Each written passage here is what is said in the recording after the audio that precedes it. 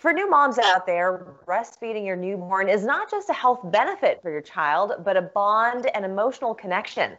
But breastfeeding can come with major challenges and can take some learning. Joining us during National Breastfeeding Month is Dr. Elizabeth Milliron, Medical Director for the Breastfeeding Center of Charleston. It's good to see you. Thank you. You too. Thanks for having me. This is a subject that we have talked about previously on this show about breastfeeding, and for some mothers, it's quite natural and easy, and for others it takes a little bit of learning and getting used to, and for others, it is something that is really not all that possible. So I kind of wanted to talk about the various stages, if you will, and to talk about why breastfeeding is important and some of the alternatives. Right. So breastfeeding is important because it helps boost a baby's immune system. It's really those first good antibodies that are given from the mother to the baby. Babies also get good human milk oligosaccharides, which can help with their gut health and development further on down the road. Babies that are breastfed do have lower incidence of certain health diseases like ear infections, GI infections in the first year of life, also of diabetes and of certain types of cancers. Breastfeeding can also be beneficial for the mothers too. Breastfeeding can help decrease a mom's risk of certain breast cancers, of ovarian cancers, and of developing type 2 diabetes herself. Oh, isn't that interesting? And there's also an emotional component to breastfeeding as well. Can we talk a bit about when it's working versus when it's not working? Well, breastfeeding can be very challenging for a lot of moms, even those who end up being successful with their breastfeeding journey. It can be really tied to the mother's emotional well-being right after birth. There's somewhat of an innate drive for moms to really want to feed their baby. And sometimes when things go wrong with breastfeeding or are challenging with breastfeeding, we do see that emotional component with mothers as well. Okay, and for the mothers who are having a little bit more of a challenging time, I mean, first and foremost, they should know that they are definitely not alone. It doesn't mean that they're a bad mother or don't know how to do it properly. But what's some of the support that those women should be receiving to get them through this process?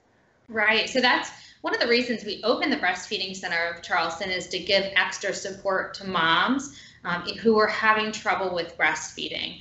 I think sometimes we tend to share as moms the positive things that we experience with our babies, and not everyone talks about how hard it is. So we wanted moms to know they're not alone, that there's extra support for them, that they can see an internationally board certified lactation consultant that can give them some tips to make things easier or to help them through certain struggles they go through with breastfeeding. And also to be able to kind of find their tribe with breastfeeding moms, and that support and that nourishment that we get from emotionally supporting one another as mothers. And latching is not only the only issue, there's also supply. So when a mother cannot supply enough for her child, what are some of the substitutes that you would recommend? If I can just be anecdotal for a moment, I know that when I was a baby, my parents fed me raw goat's milk, knowing that goat's milk was the closest thing to human breast milk. So would you say that that's still an option for mothers today? Well, there's a lot of different breast milk substitutes that are available for moms that may not be able to make enough milk for their babies. For some preemies, we actually offer human breast milk through donor banks. So the Mother's Milk Bank of South Carolina is able to offer that to NICU babies and also some term babies that are struggling in the hospitals. Most of the milks now are dairy-based, cow's milk-based, that are the milk substitutes. There are still some goat milks. You are right, it's exactly the closest thing to human breast milk. Although the one thing that sometimes, is missing is those immunoglobulins that the mother is able to provide to her human baby. And I will say, my mom, she read a book, I think it's something about have healthy children. It's by Adele Davis. She lauded the book for years. She just loved it. But she would add to the raw goat's milk other vitamins and minerals, other sources of those things. And lucky for us, didn't have any ear infections and things like that you were talking about earlier. So there are definitely ways of producing or being able to give your child what you cannot produce yourself. I want to talk about, coming up in the next half, why it wouldn't be beneficial to feed your child breast milk. So we need to cover that as well. We need to take a break. Don't go anywhere. We'll be right back. Welcome back. We've been talking with Dr. Elizabeth Milliron, Medical Director for the Breastfeeding Center of Charleston, August being Breastfeeding Awareness Month. And we were talking about the benefits of breastfeeding and how one should, if they can, breastfeed their child. Some of the detriments to not feeding your child breast milk can be a number of things, not just for your child, but for the environment. Maybe you can also talk about that. Yeah, so breast milk is an environmentally friendly food. It doesn't use any energy to produce, except for the moms, of course. It doesn't use any extra water, and it also doesn't use any papers or plastics or metals for its production of containers or advertising. So that way we're helping the environment by feeding your baby breast milk. Okay, now what are some of the arguments that are being made against breastfeeding? When should one not breastfeed?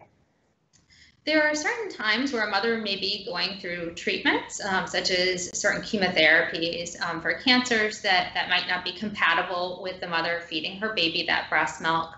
There are also mothers that are just not able to produce that amount of milk that they need for their baby to thrive. And we want to make sure while we're supporting breastfeeding, we're also supporting having a healthy baby that's growing and gaining well. Okay, and let's talk a little bit about the working mom, because I will say during my career, I have known many mothers who gave birth and returned to work. They would end up pumping at work in a private setting. So is this still a difficulty for a lot of people, or is it becoming more accessible? Breastfeeding in the workplace is becoming a little bit easier for moms. There are some new protections even in South Carolina since 2018 that are really protecting that time for moms to be able to express milk for their babies. But it can be challenging to fit that in their schedule and to be able to go around the stresses of returning to the workforce and also maintain that good milk production.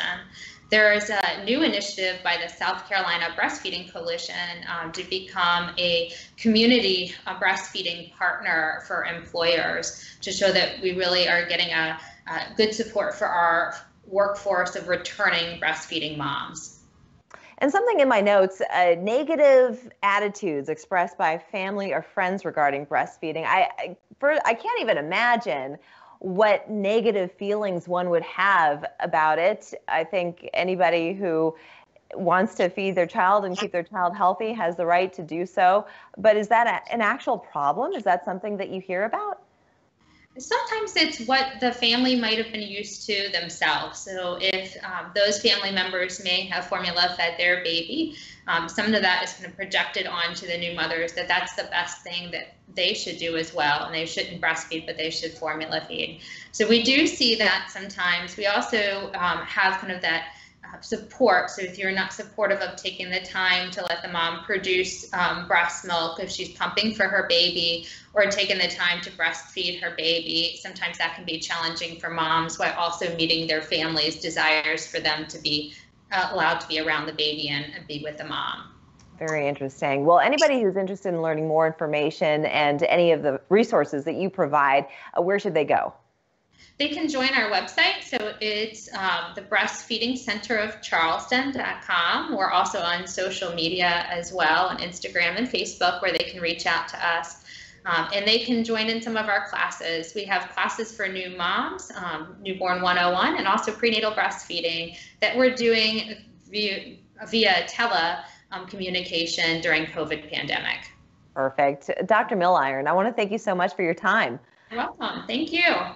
We're back after this.